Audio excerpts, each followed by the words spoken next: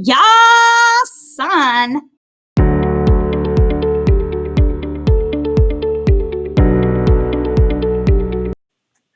Good morning, seventh graders. Today we are going to learn constant rate of change. Okay, I think it's easy. I'm going to give you a formula to use. Of course, you don't necessarily have to use a formula. It just makes things easier. So a few things that you want to make sure that you can do is read a table. Just a table. It's super easy. We'll probably do some screen record and then an example because you'll need to see the table in order to understand what I'm talking about. So if you have scratch paper, get it out. If you don't, I have some back here. Make sure that you're ready to learn. This is not hard. I want it to be easy for you guys. All right, bye.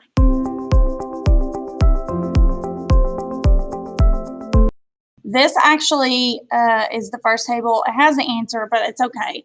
So what we want to look at is, here's our table, and we want to determine the constant rate of change for this table. And as you can see, it says number of pounds of ham and then how much it costs. Well, if you buy 0 pounds of ham, it doesn't cost you anything.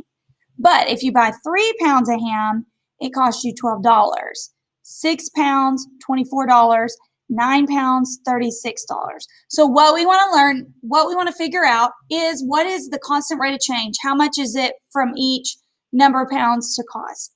So we want to look at this as X and Y coordinates. This number of pounds is going to be our X coordinates, and the cost is going to be our Y coordinates. So X is here, Y's here. All right. And I will have this table drawn in just a second, but I wanted to explain. Okay, so here's this table that I just showed you in the lesson. We have number of pounds of ham costs, okay? So what we want to do is, let me get a different color. We want to make sure that you're understanding that these up here, these are my X coordinates, X, Y. Just like you've seen before, X's and Y's, right? You've seen these before. You've plotted them on coordinate planes. So we want to make sure that you understand these are going to be our X's and these would be our Y's. So if we wanted to take this table and graph it, we would start at the origin, 0, 0, and it would be 0, 0. Then it would be 3, 12, 6, 24, 9, 36. So look at it like that right there. All right, now here is, and I'm just going to put that right here so I can have some room to work. All right, now, there is a formula, and it would be y equals f function of x, and the f would be our constant rate of change. Okay, but this one is kind of easy, because if you look at it, you can see that you really won't be able to tell here. That's really not a good starting point. So we go to our next x and y. 3 times what is 12? Times 4, right? And we already know that's our answer because we saw it. So 3 times 4 is 12. What is 6 times 4? 24. What is 9 times 4? 36. And what would 0 times 4 be? 0. Okay, so we know that. But sometimes it's not as easy as looking from here to here, and you do need the formula. So let's plug in, and you'll see. We can do 6 and 24. Okay, 6 is my X. So here's my X, and 24 is my Y. So right here, I'm going to do Y, which is 24. 24 equals, we don't know what F is. That's our constant rate of change. And then 6 is my X. Okay? So we know from proportions how to solve this. So we have nothing here, but we want to get this F by itself. And the best way to get the F by itself is to undo it. So what we're doing right here is F times 6. So the only way to get rid of that 6 is to undo it by doing the opposite of multiplying, which is dividing. All right, so now that cancels out. Now, here's the deal. What you do to the right side of your equal sign, you have to do to the left side. So I'm going to divide 24 by 6, which is 4. And 4 is my constant rate of change. All right, so I already knew that. That was an easy one. Now, I'm going to do one more easy one, and then we'll look at maybe possibly doing a harder one. I like formulas now that I'm older, when I was your age, they scared the mess out of me because of all these letters, and I would get confused on what goes where. But if you think of it as a table like X's and Y's, it's not as scary. Okay. So to me personally, I love formulas because I can just go plug numbers in for the letters, and then I always get my answer. All right. Especially if it's like decimal numbers, you really need to be able to do the y equals f of x, function of x. That's the constant rate of change. Okay, guys, so we're going to go to the next example.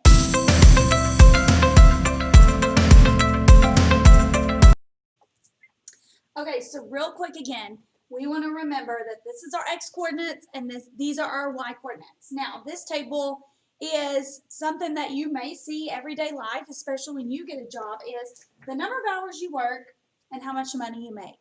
So 4 hours of work, you're going to earn $80. 6 hours of work, you're going to earn 120. 8 hours, you're going to earn 160, and 10 is 200. And right now, I want to just make sure that I tell you guys this. At this point in your life in math classes, you're not expected to be bam, bam, bam, I solve this problem. You need to be comfortable with looking at this. What is the question asking me? It's asking me to find the constant rate of change. Okay, I can do this. And then you have to slow your brain down and process. This is not a race who gets done first. You need to be able to look at this and go, okay, number of hours worked, and here's how many hours this person or me worked, and this is how much money that they earned. All right, so I just want you guys to remember, like, a lot of you think that I have to hurry, hurry, hurry and get things done.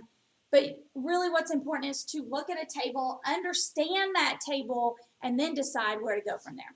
All right, so we remember that these are our X's and these are our Y's. Okay, this would be our X, Y coordinates. If we were to graph this, we would go to 4, because you go left to right first. You have to walk across the lobby before you can take an elevator up or down, right? So we would go 4, and then we would go up to 80, okay? And we'd put a little dot, and that would be our XY coordinate there. All right, but that's not what it's asking us to do. It's not asking us to graph this. It's asking us what is the constant rate of change. And if you remember from the last example, y equals f of x, function of x, okay? That's going to be my constant rate of change. All right, so let's see. Okay, so I can pick any of these. I'm going to pick 10 and 200 because that's super easy to work with. Anytime you have a 10 and 2 zeros, like a 200, 300, 400, that's super easy to figure out. So I'm just going to work with those. You could do 40, you could do 4 and 80. So why don't you pause this video and on your scratch paper, pick something besides 10 and 200, solve it, push play, and then see if we got the same answer because we should. So I'm going to do 10 and 200. Why don't you do 4 and 80? And let's see if we get the same number for F. Okay, so but make sure that you're plugging in 80 for Y and 4 for X. Okay, so pause the video and then we'll come back. Okay, so I'm going to plug in 200 for Y. So 200 equals function of 10. And don't get bogged down in function and all that. Just know that it makes you sound smart. So if you talk to your parents and you're like, hey, you want to learn the constant rate of change? Well, it's y equals function of x. And they'll be like, whoa, you just told me something really cool. And you sound super smart. I'm proud of you, son. I'm going to brag about you to my golf club or whatever club. I'm joking. Okay, anyway, back to math. All right, so I need to get rid of this 10. And the only way to get rid of the 10 is to divide, which is undoing it. So when I divide 10 by 10, it's 1. All right, so if I do it to the right side, I got to do it to the left side. And mentally, 200 divided by 10 is 20, because you just get rid of 2 zeros.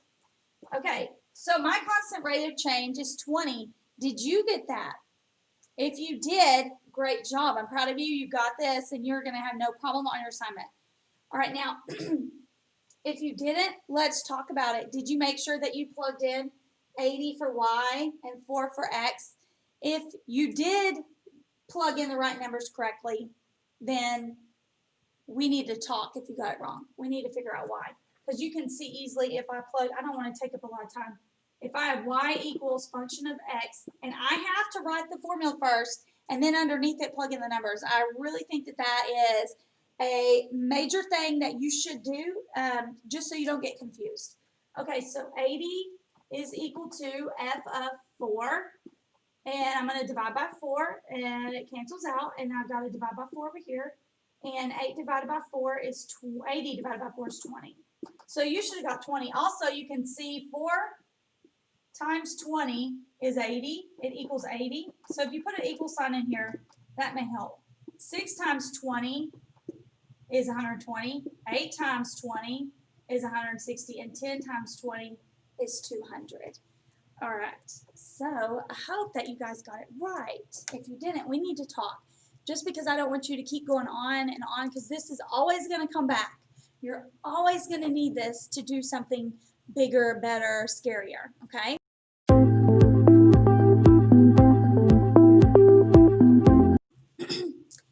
Okay, so we are down to our last example for today. And I want to make sure that you guys are really understanding. If you don't, we need to be having discussions. You don't need to keep going. I'm not scary. I will answer your questions. All right, so I want you to pause this one, and I want you to do it on your own. And I'm going to tell y'all to pick the easy one this time. Y'all do 2 and 82. Y'all use that. And remember, our formula is y equals function of x, f of x, okay? So what that function of x means is that this f tells the x what to do. It's its function. So the x is functioning with the f. So the f is the boss of the x, basically. All right, so we're wanting to see what's the boss of this whole table. So you guys use 2 for x and 82 for y, and I'll do something difficult. I'll do 8 and 328, and we'll see what we get. So what I want you to do is pause this video, and I want you to plug in the numbers, solve it, and let's see if you get what I get. If you don't, then you're not understanding this lesson, and we need to have a little mini lesson at your desk or whatever. So pause right now, plug in the numbers. All right. So I'm going to use 8 and 328. So 328 is my y, and function is what I'm solving for, and 8 is the x, okay? So in order to get rid of my 8, I have to undo it. And right here it's f times 8. So undoing it would be dividing by 8. And 8 divided by 8 is 1, okay? And anything times 1 is itself. That's why we have an invisible 1 in front of the variable. Okay, so I divided this side of the equal sign by 8. I've got to divide this side by 8. And I'm going to come over here at 328, and I'm going to divide by 8. Now, 308 can't go into 3, but it can go into 32 4 times. 4 times 8 is 32, and 32 minus 32 is 0. So I'm going to bring down my leftover number 8, and 8 will go into 8 one time, and 1 times 8 is 8, and that is 0. All right, so what I'm seeing is 41 is my constant rate of change. Did you get 41 for 2 and 82? If you didn't, we need to be talking, okay? If you want to use your notes to help you on today's quizzes, I am completely fine with that. I think that is a great idea. The more you use your notes, the less you have to. All right, guys, so good luck. And remember, if you like what you're watching, please remember to like and subscribe to my YouTube channel.